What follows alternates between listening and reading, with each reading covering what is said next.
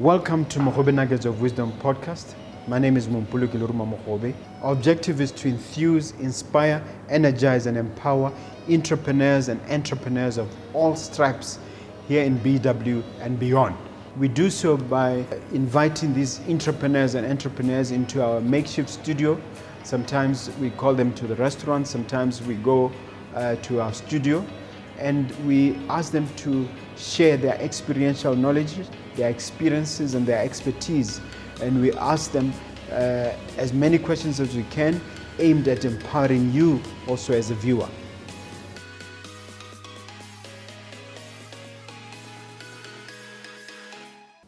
Hello dear viewer, dear listener, Mompoloki Lerumo Mogobe here. It's a privilege and an honor to come to you once again.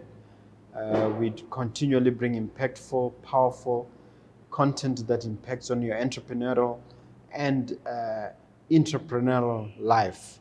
So today I have a wonderful guest. I have with me Mr. Wilbert Mutoko, who is a motivational speaker. He holds a PhD, and he's a speaker of repute. But as always, I'd like to leave it to my guests to introduce themselves. Can you introduce yourself to the viewer? Who are you and what is your background?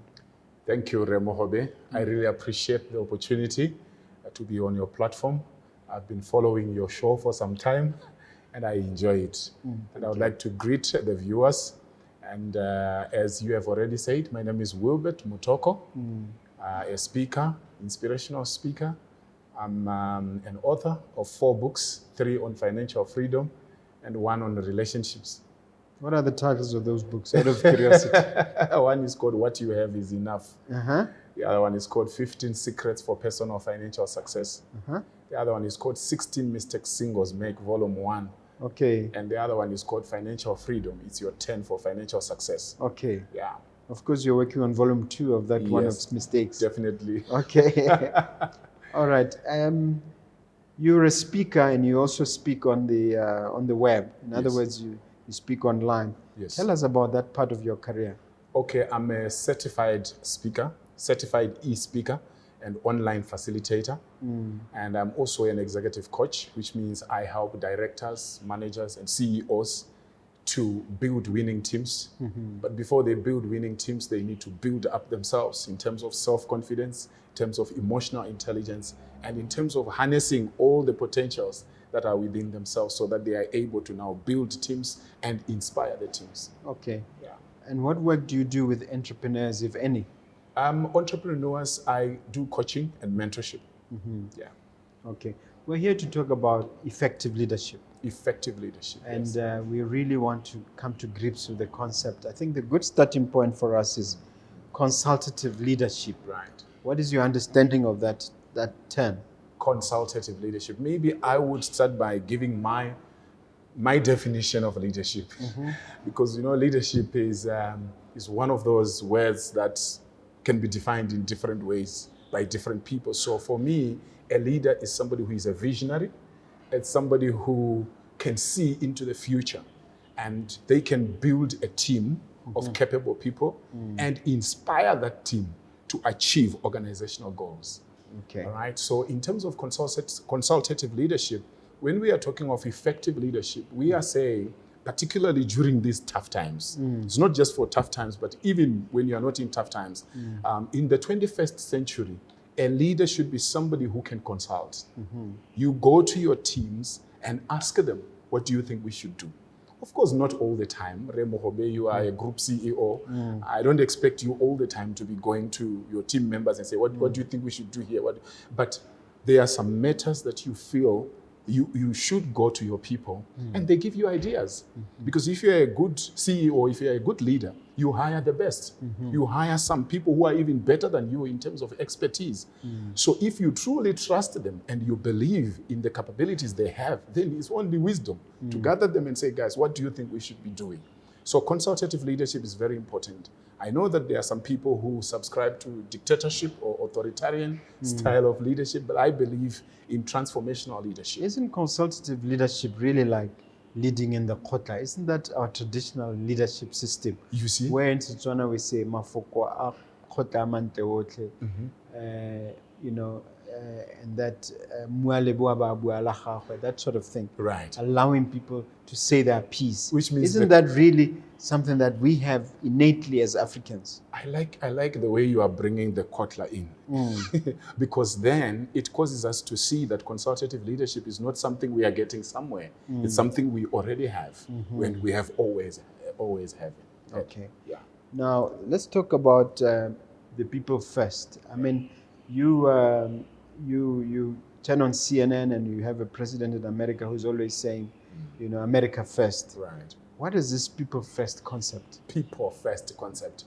All right. It was Peter Drucker, the great management guru, Yes. who said success in business comes through two things: marketing and innovation. So marketing, innovation, everything else is a cost. Now, I respect Peter Drucker, but I think there is something we need to add to that. It can't be innovation and marketing alone. We need the human capital. Because if you don't have good human capital, how are you going to have good innovators? How are you going to be marketing? So at the end of the day, if you are going to lead effectively, you need to move with the people. You need to value your people, particularly in challenging times like now. Yes, you have used consultative leadership. As you are doing consultative leadership, you make sure you value your people first. When you respect your people and you honor your people and you know your people, and you look at your people and say, who is capable of what? Who has the right attitude that is positive enough to steer us through this storm? Then you form a task force. Take it as if you are in a war zone. When you are in the war zone, you take your most trusted generals. This is not time for blame game. This is not time for giving excuses or finger pointing. This is time to fight. So when we want to fight, we bring together. We already know our team members. We bring them together. We build them. If at all things are getting so bad that some people have to go home, it happens. If some people have to go home, they must go home respectfully. Yes. Remember, when we are going through challenges, the leader is in trouble. The people are in trouble. Like you find that right now, some people are working from home. Working from home is something we were used to. Working remotely from home. And if your leader is quiet and is not talking to you and you don't even know where you stand anymore, people get stressed, people get depressed. So I believe a good leader, an effective leader, an excellent leader needs to put their people first. Yeah. No, that's very well spoken. Incidentally, what is your master's and PhD on? Is it on any of these things you're talking about? The master's is on HR. On human resources. Staff motivation. Yeah. Yes. And then the PhD is on entrepreneurship. Okay. SMME development. Wow. Yeah. It does reflect. That's why I was moved to ask. Okay. Now, people, I've led a lot of people and I've worked with a lot of people who avoid meetings like a plague. Yeah. People don't want meetings. People say meetings are too long. Yeah. I've had that problem with some of my managers, and eventually I had to part with them.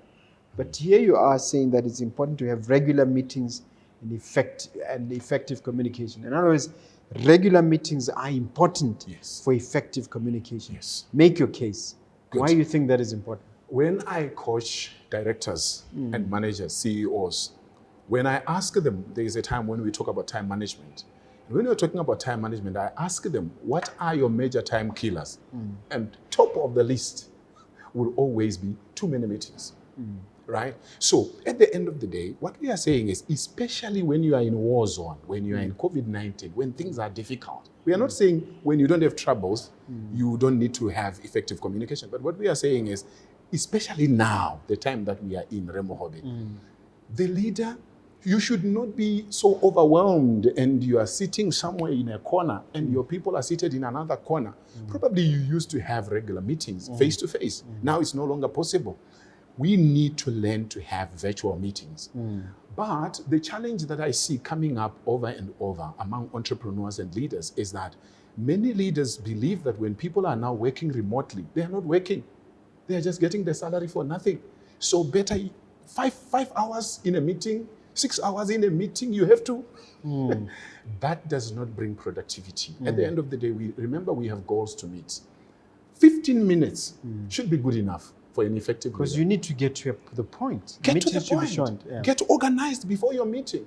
You know, there are times when somebody comes in, they are chairing a meeting and they say, yeah, so who can be our secretary? You take 10 minutes looking for secretary. Yeah, yeah. You could have done that before. Yes. If there are very key issues, you could have discussed them before the meeting. Yes, with yes. those people you know you are going to be arguing and wasting time. So 15 minutes, 30 minutes maximum. These 1 hour, 2 hours, 3 hours meetings, and you don't even have time for action items. Yes, Dr. Mutoko, you don't like your PhD much, but you don't use it much. I notice. But I'll bring it up here. Okay. We're in the middle of COVID. We're in the middle of a pandemic. Right. Nobody knows how long it's going to take. Yeah. And we're in the middle of these tough, challenging times. So my question to you, what cost-cutting strategies do you advise? Right. And how does a leader approach that issue of cutting costs? Beautiful. Thank you so much. Yeah, so basically, during times like this, obviously every leader is troubled. They are thinking, what should I do to make sure I reduce costs? Because it's not everybody who has been making profits. Some have been breaking even. Some have been making a little profit. Now with all these challenges, one has to ask, that's where consultative leadership works. Because now you can talk to everybody in the team, including your foot soldiers. They know what they do on a daily basis. How can they cut costs? Maybe it can be printing costs. Maybe you were printing a lot, wasting a lot of money on printing. Now, you try to be virtual. When you are doing virtual, you don't need to be printing everything. That could be one way. And then you look at it depending on which industry, obviously, whether you're in services or you're in manufacturing or whatever it is. I think it's very important for every leader to sit down with their team, find out which areas can we cut costs.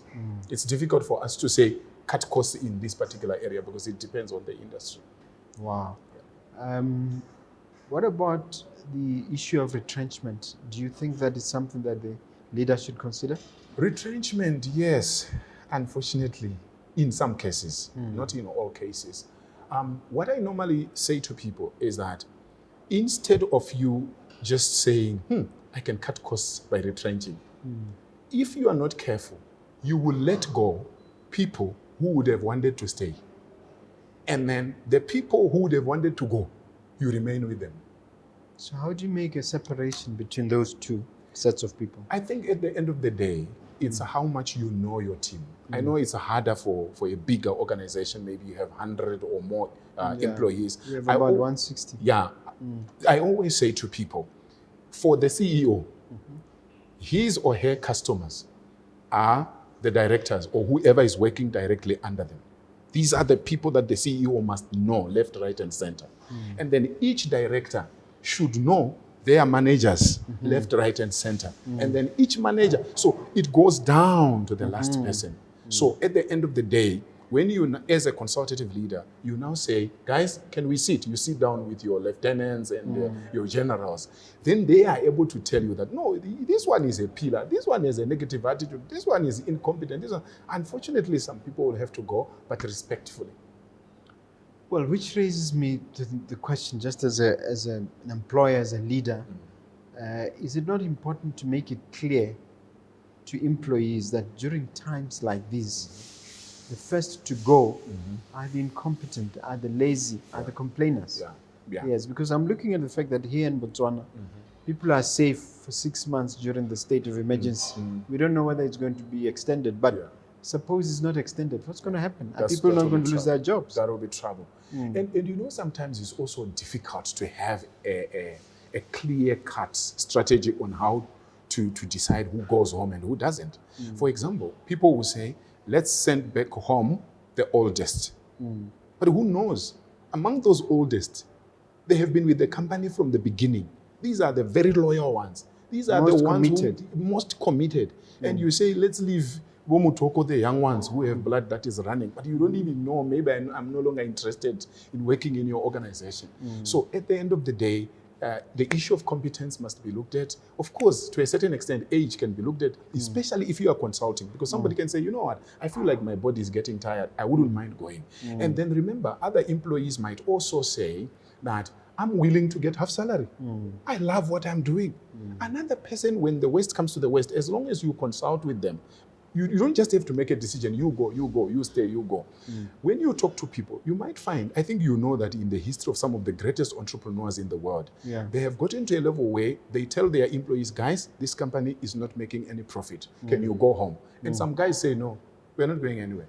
We are going to stay here with you until this thing works. I'm like, wait a minute. You can't stay with me. What will you be eating? They say, we'll see what to eat.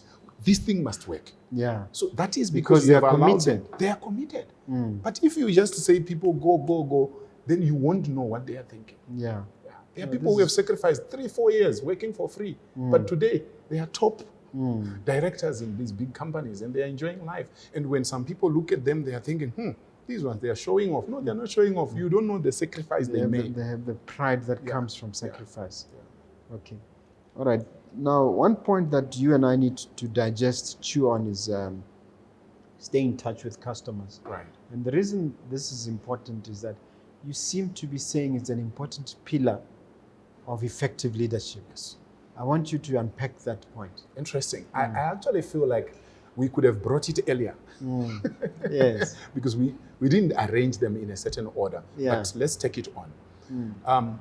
When times are tough, your existing customers, they are a major asset. But remember, they also get confused. Maybe as Mogobe, you were helping these people and they know what you do. But after things have turned around, they don't know who can help them. They don't even know whether Mutoko or Mogobe is still helpful in the current circumstance. But if you keep in touch, how are you? Is everything okay? If there is a way I can help you, feel free. Maybe you get a certain article that could motivate them, or go to their office, visit them, talk to them. The customers, yes. Keep in touch. Because as you are aware, and as our viewers might be aware, it's cheaper to maintain your existing customers than to acquire new ones. Many times we make a mistake and say, I'll just advertise, I'll market, I'll find new ones. Do you even know what you are hunting for? Better the devil you know. Better the devil you know. Yeah. Okay, so are you even not suggesting that some things you should do for the customer for free? Yes. Not necessarily for pay. Yes, some of those things you have to call your customers or visit your customers, find out what challenges they have, do a new needs analysis, see where you can help them without really asking them to pay. And as they see the value that you are bringing, and as they see that you are being useful, they will be willing to pay in future. Yeah. You know, there are certain things that we do.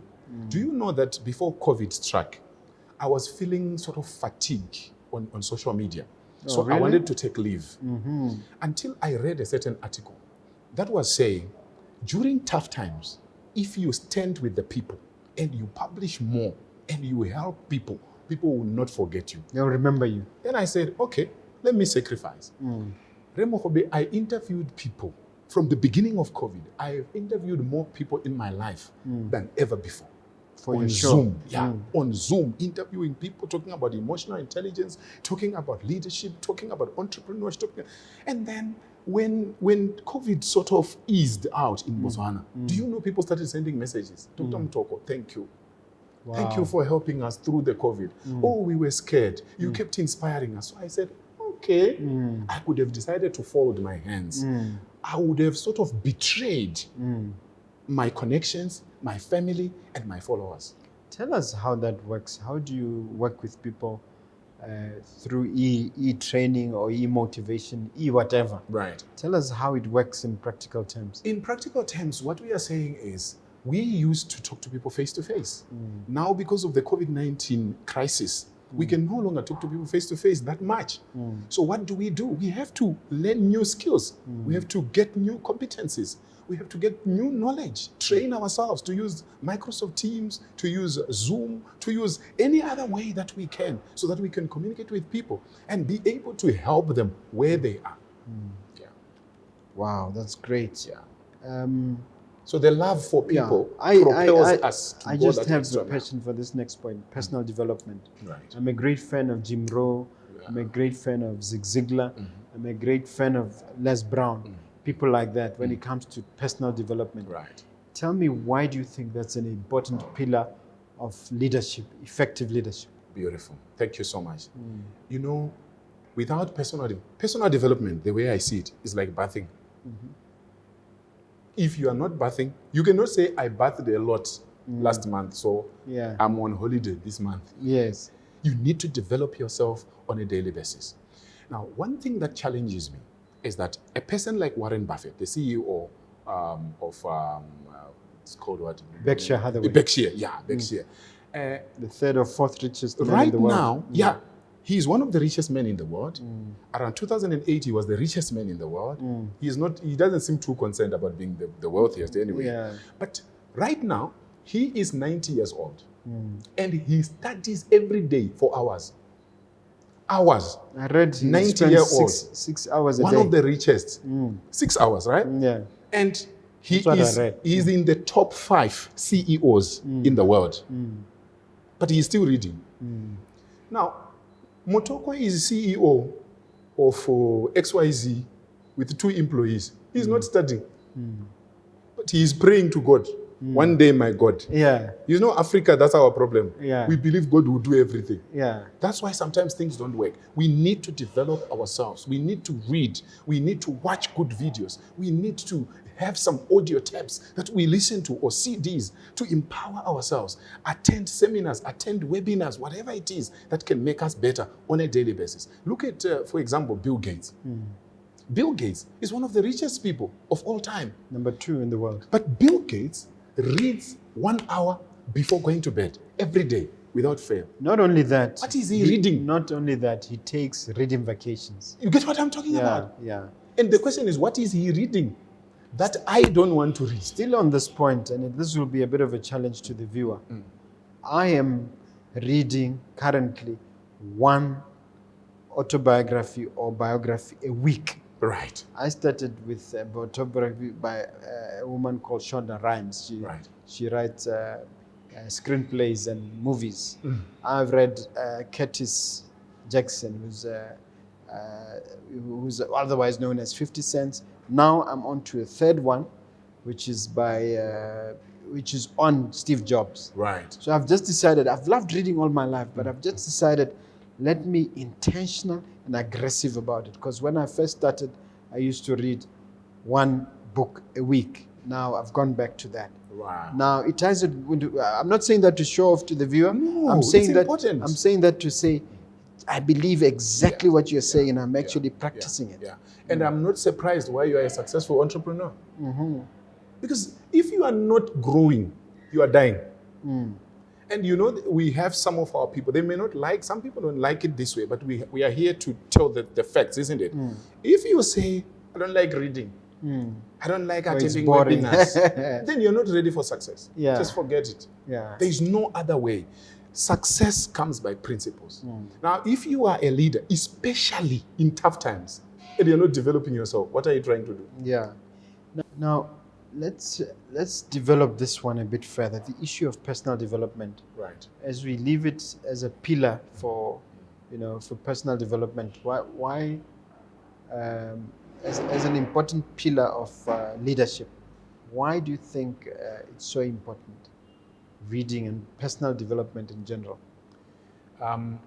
As a human being, not as a leader, just as a human being, if you are not developing yourself, in fact, I should say, my number 1 asset is me. Everything else that I can do for other people, I might want to be a blessing everywhere, but if I'm not developing spiritually, physically, mentally, emotionally, then I cannot help anybody. I can't give what I don't have. Now, as a leader, your work is not just about you. It's now about the team. Depending on which level of leadership you are, it's about the team. So if you are not growing, you are going to stagnate the whole organization. So personal development is key. Absolutely. That's why leaders have to run around, to read, to get coaching, to watch content that helps them, and so on. Wow. Now, let's talk about the idea of new policies and refreshing old policies. We have a saying in Setswana that an old, Letlhakwe is an old, something that is old is always built a new one is always built on an old one. I have to get it right. Yeah, I think those who speak Setswana know what I mean by Right. So let's talk about policies. Why do you think this is an important part of leadership? Thank you, Mogobe. So you realize that usually when you are dealing with large enterprises, particularly those that are on the stock exchange, you find that they tend to be more organized. They have got systems in place. They have policies. They have everything. But when it comes to small, medium, and micro enterprises, they tend to have a bit of a challenge because they are just trying to put food on the table. And what I normally say to them is that it's important for you to look at your policies, to put policies in place to start with, if you don't have. And then if you already have, in times like this, when things are changing and things are tough, you need to look at your policies and say, are our policies still relevant? Which policies are seemingly getting stale? What can we do? So you might have to refresh some of the policies and bring in new policies. I'll give you a simple example of a new policy that every organization needs. The work from home policy. Because many people, well, I'm not trying to be like an HR specialist, but the HR specialists, they know that the moment you start saying people are working from home, you need to provide an environment in their home where they are working. So you need to be concerned about what they sit on. Is it healthy? Before you are sued.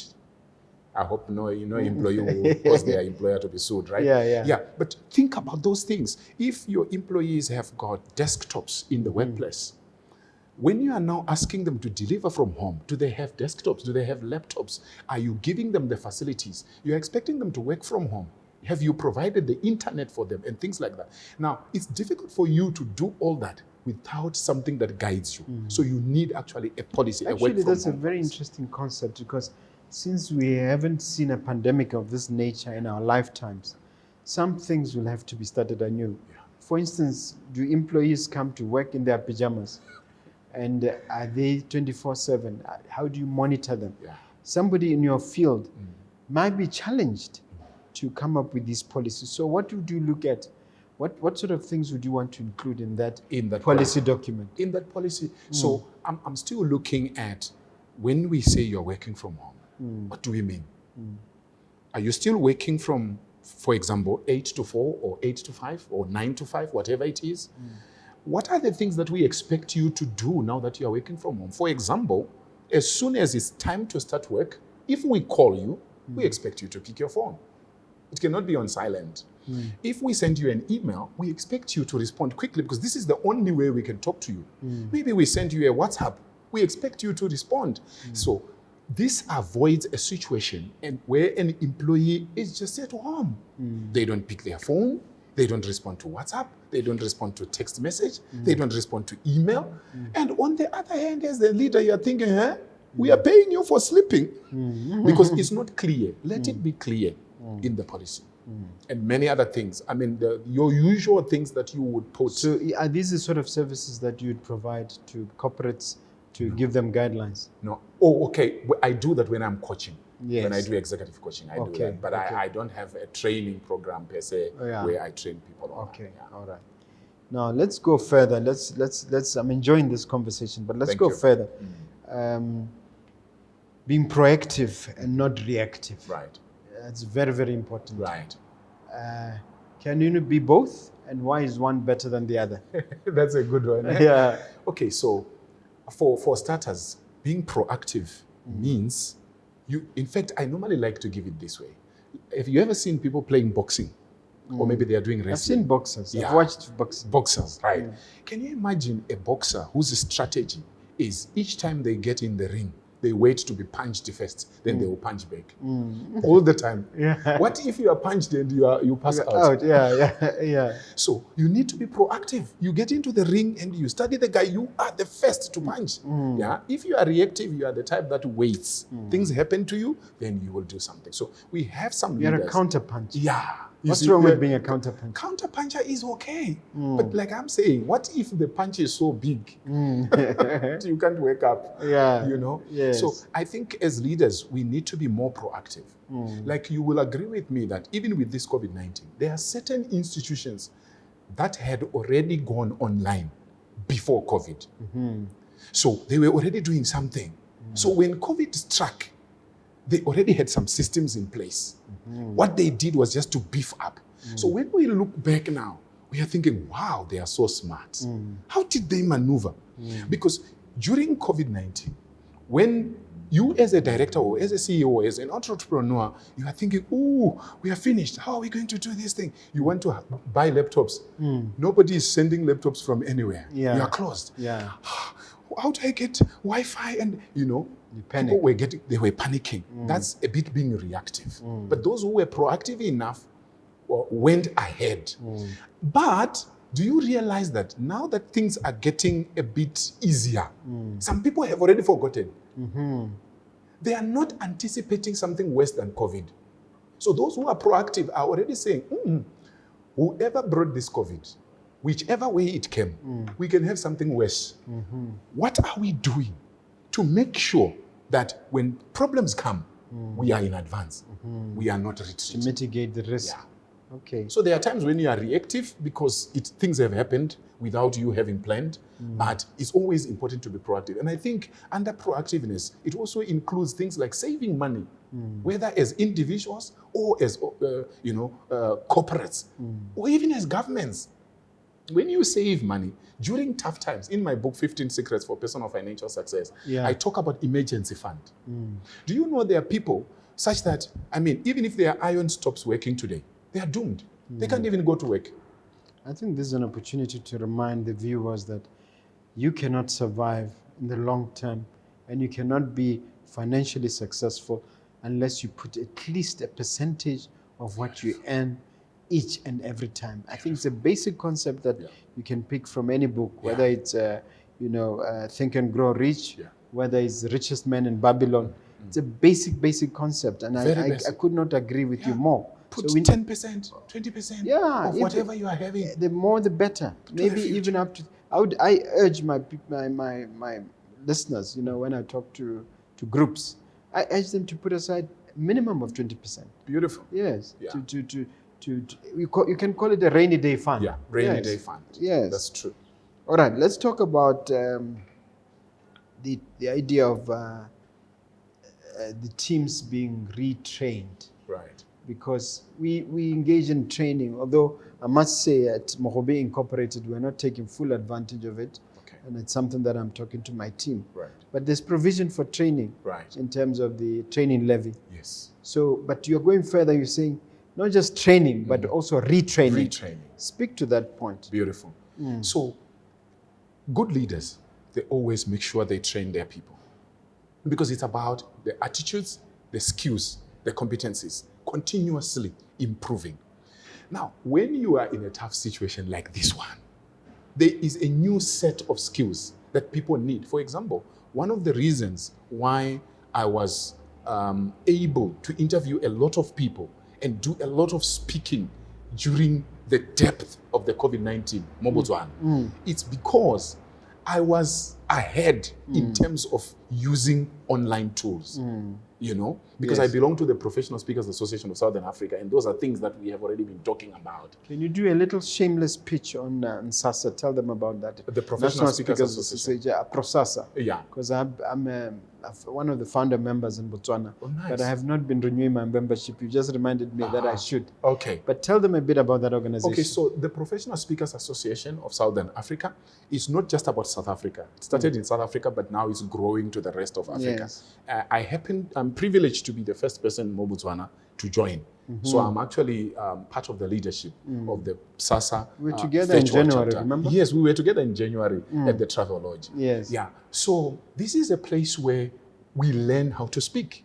We learn how to relate with people. When we share ideas, it's not like this one is the most powerful one, but we have masterminds where we learn from each other. And improve your skills. And anybody can join. So how does it help with training and retraining? Okay, fine. So obviously, PSASA has their training programs, but as a member of PSASA or as an individual, as Wilbert, as long as I have a particular platform that I understand, for example, I think I know some people have given me a nickname. I heard they call me Zoom because I understand Zoom so much.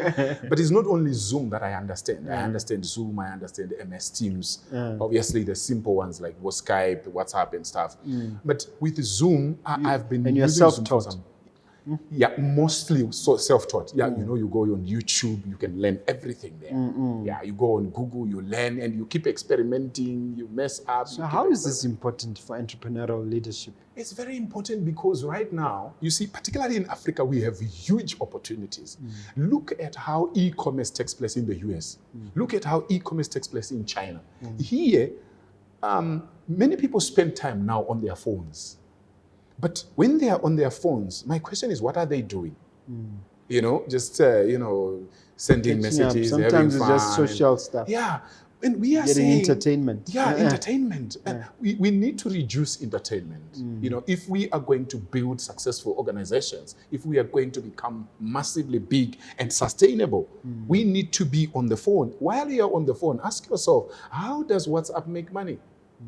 When I'm on Facebook busy sending things and what? How is Zuckerberg getting richer? Now he has crossed the 100 billion. Congratulations to him. That's a good thing. But to yourself also. I contributed to that wealth. We are contributing, all of us. The question is, how do I also benefit? You visit a certain website, ask yourself, how do they make money here? The same way that we should, you know, as an entrepreneur, you need to have a mind that is inquisitive. You see a fantastic building, you're like, wow, this is amazing. Okay, so who built this building? How much did they spend? How much are they making? You know, things like that. Asking questions. So as entrepreneurs, I think it's time to learn how to be online. If there is a time, I have coaches that also coach me. I almost forgot to tell you that. Yeah. I'm self-taught, but I actually pay coaches who also help me to go to the next level. Who helped me online. Yeah. So they are out there. So, all right, let's move on in terms of using experienced consultants and executive coaches, because you mentioned about coaches. Yeah. How do we pick these coaches and where does one find them? Can you give examples of some who have impacted your life? Beautiful. I think the challenge that we have today is that everybody is now a coach. Everybody is now a mentor. And their mother is a coach. Everybody and their mother and their grandchildren. Everybody is now a coach. But that doesn't mean that coaching is no longer important. That doesn't mean that mentorship is no longer important. I was talking to one CEO the other day, and I asked her, I say, you know, you are highly successful. What is your secret? And I will never forget what she said. She didn't want to say, I worked hard, or, you know, I'm very smart, or I went to school. No. She just said, you know what? The time when we grew up, we had an advantage. There were people in the workplace who were willing to mentor us for free, who could call you on the side and say, young lady, this is not how we dress in the corporate, okay? Dress properly. They could call you on the side and say, this is how things are done. So they were mentored for free. And those were the days when people were not too much in a hurry, not much understanding of capitalism, you know, and it's like the village life where you are trying to raise a child together and all that. Now, things have changed. People are busy. Mogobe, if I say right now, I want you to be my mentor, and you will be giving me maybe 1 hour, 2 hours of your time every week. For you to be committed, you might be interested to say, well, but I want to take you to the next level. But what happens with the free things is that when you have something important, something more pressing, or a paying client calling you, you will say, Wilbert, let's meet next week. And then next week becomes, let's meet next month. So the mentorship never happens. The coaching never happens. So let's deal a little bit further with this topic. Help me understand. You've been working in Botswana for some time.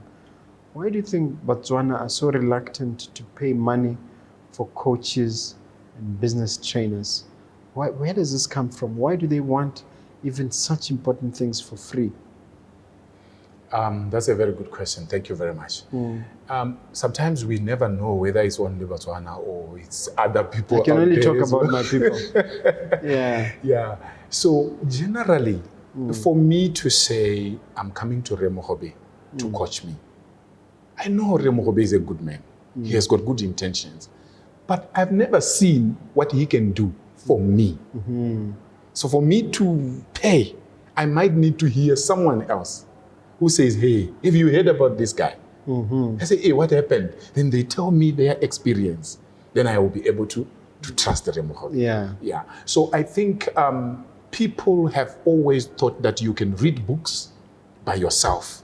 Reading books is very good. I've had people who have read my books, but some of them then come for financial coaching.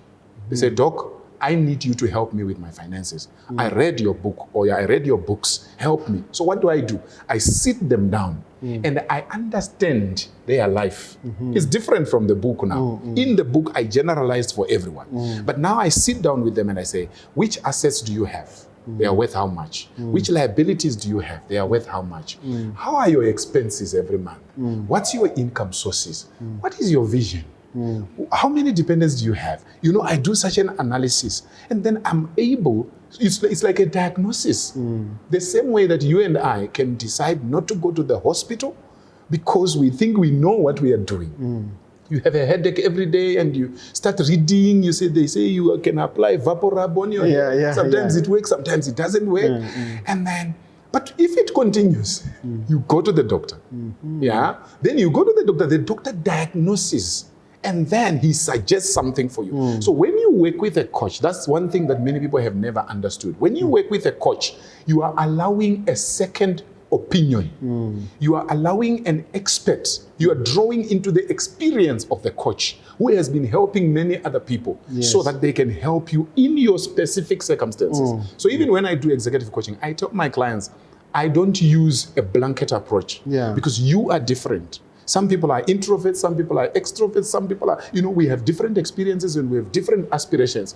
Why is it that Tiger Woods has a coach? No, many people know about Serena Williams, they know about Tiger Woods, but they don't know their coaches. But this coach is playing a major role. If you are the world champion, why would you need a coach?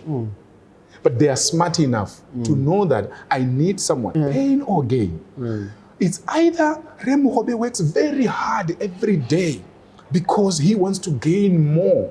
Maybe not necessarily just money, like the efforts that you put on your show, bringing in different people. You're spending a lot of money on this.